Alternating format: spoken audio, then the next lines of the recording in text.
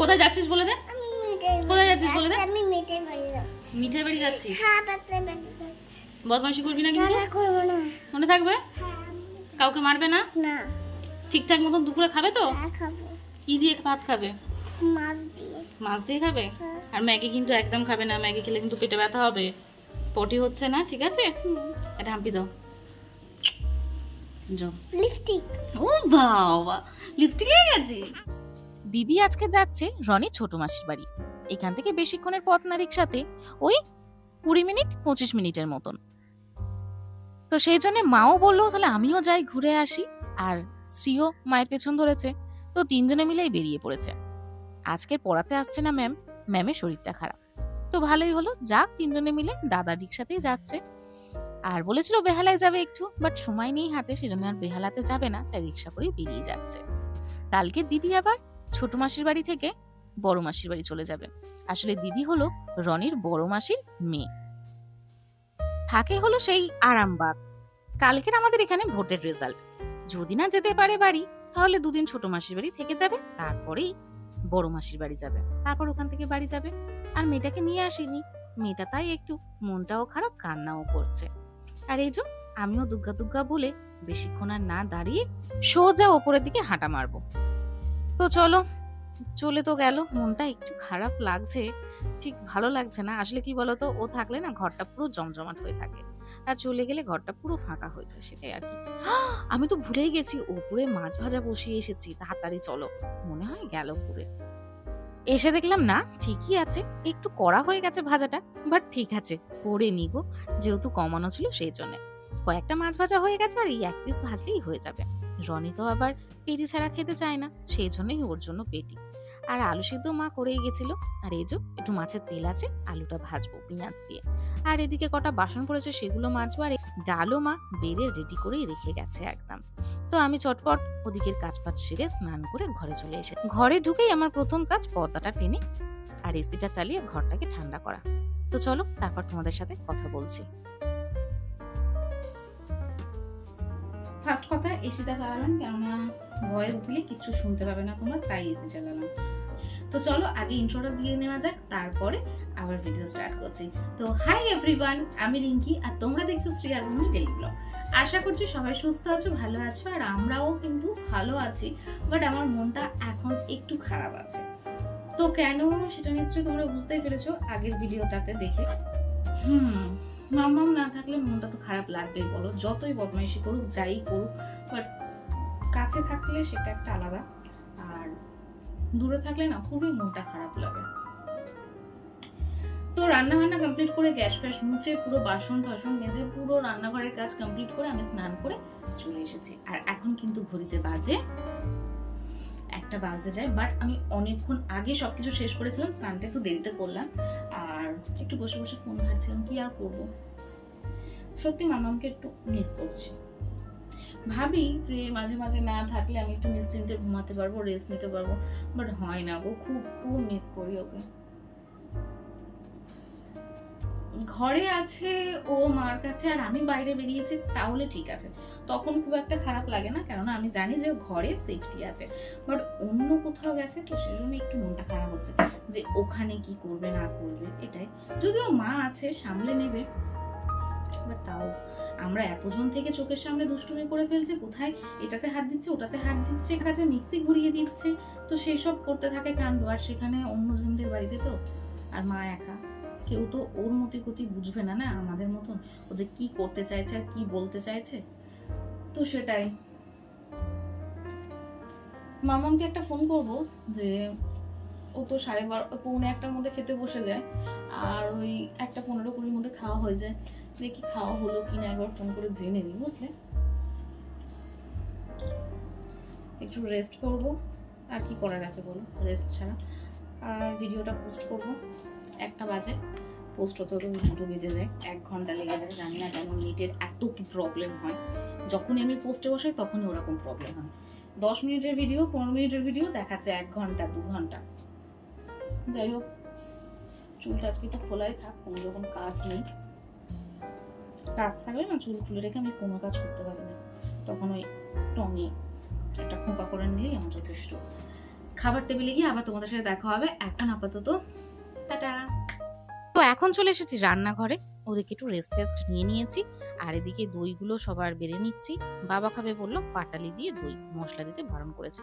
টক দই, সেই জন্য পাটালি দিতে বলেছে, একটু মিষ্টি মিষ্টি হয়ে যাবে, খেতে ভালো লাগবে।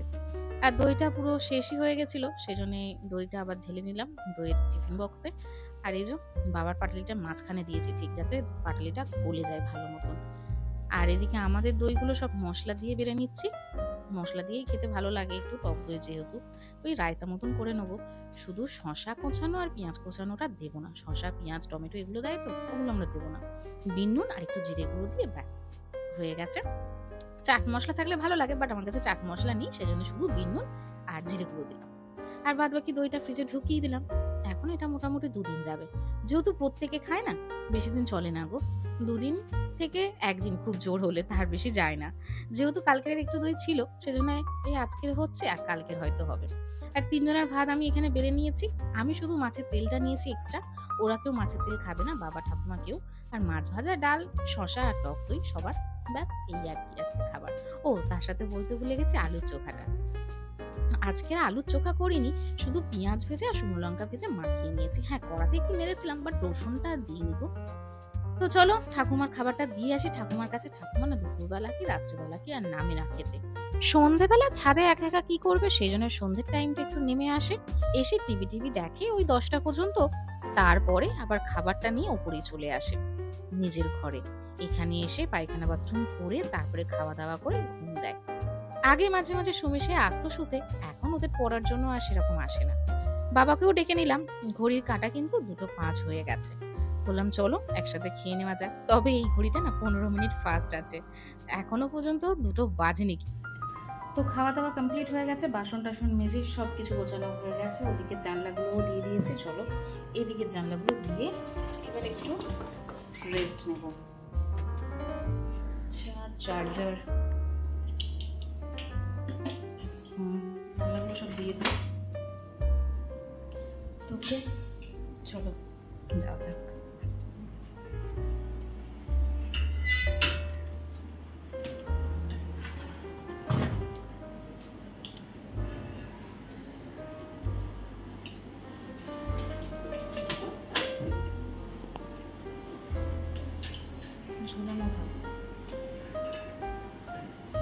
বাই চান্স আমি যদি ঘুমিয়ে পড়ি, বাবাও ঘুমাচ্ছে, আওয়াজ পাবো না কি বলে।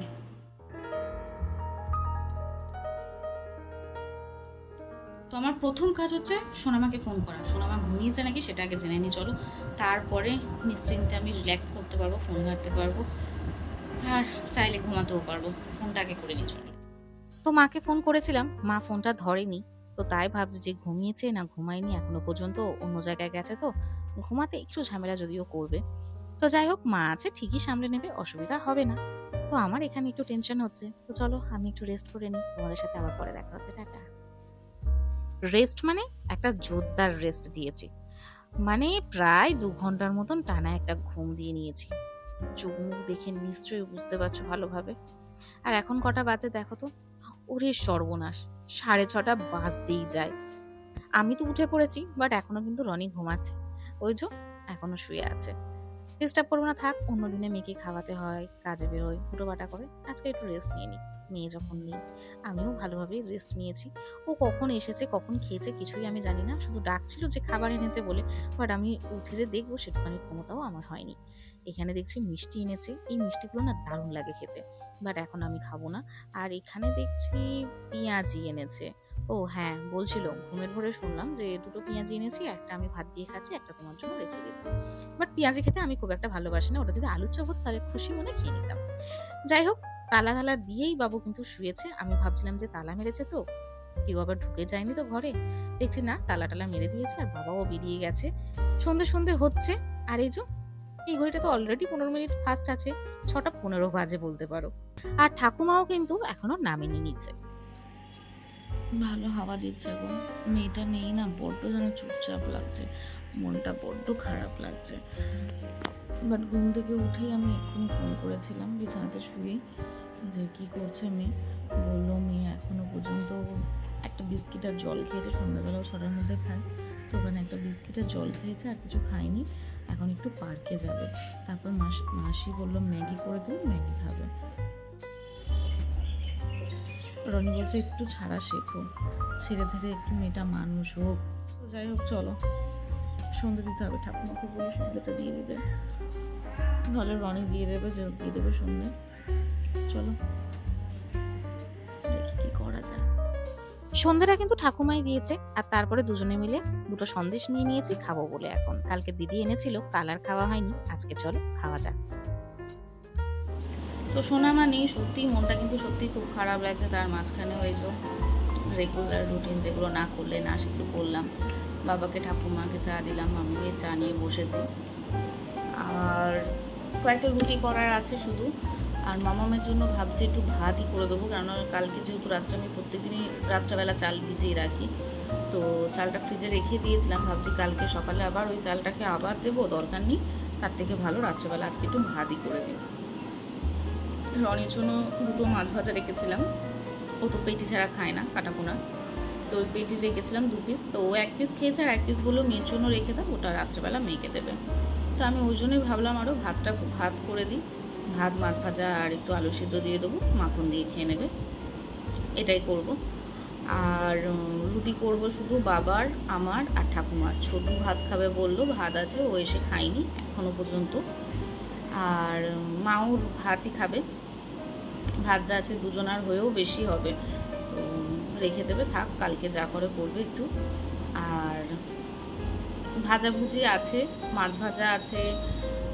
রনি ভাত খাওয়ার সময় দুটো পেঁয়াজি এনেছিল, সে তার মধ্যে একটা পেঁয়াজি আছে, আর ডাল আছে 2 বাটি, মোটামুটি টুকটাক যা আছে হয়ে যাবে রাত্রেবেলা। সেরকম হলে একটা ডিম ভেজে নেবে, হয়ে যাবে। আমি আর এদিকেরগুলো কিছু করব না, শুধু রুটিটা করব আর মামামের ভাতটা করব। আর রনি বলেছে একটু তড়কা এনে দেবে, ঠাকুমার আর আমার তড়কা দিয়ে হয়ে যাবে। আর বাবার জন্য, বাবা সকালেই বলেছিল আমার জন্য একটু আলু ভাজা রাখবে, আমি আলু ভাজা দিয়ে খাবো রুটি। তো বাবার জন্য আলু ভাজা রেখেছি, আলু ভাজা দিয়ে বাবা রুটি খাবে। আর আমি আর ঠাকুমা একটু তড়কা দিয়ে রুটি খাবো। তো চলো চটপট কাজে হাত লাগিয়ে ফেলি, রুটি কটা চটপট করে ফেলি, বেশি না, কয়েকটা রুটি, আমার 2টো, বাবার 2টো, আর ঠাকুমার 3টে, এই 7টার মতন হবে। চলো চটপট করে নিই, বেশিক্ষণ টাইম লাগাবো না, যত তাড়াতাড়ি হয়ে যায় ততই মঙ্গল।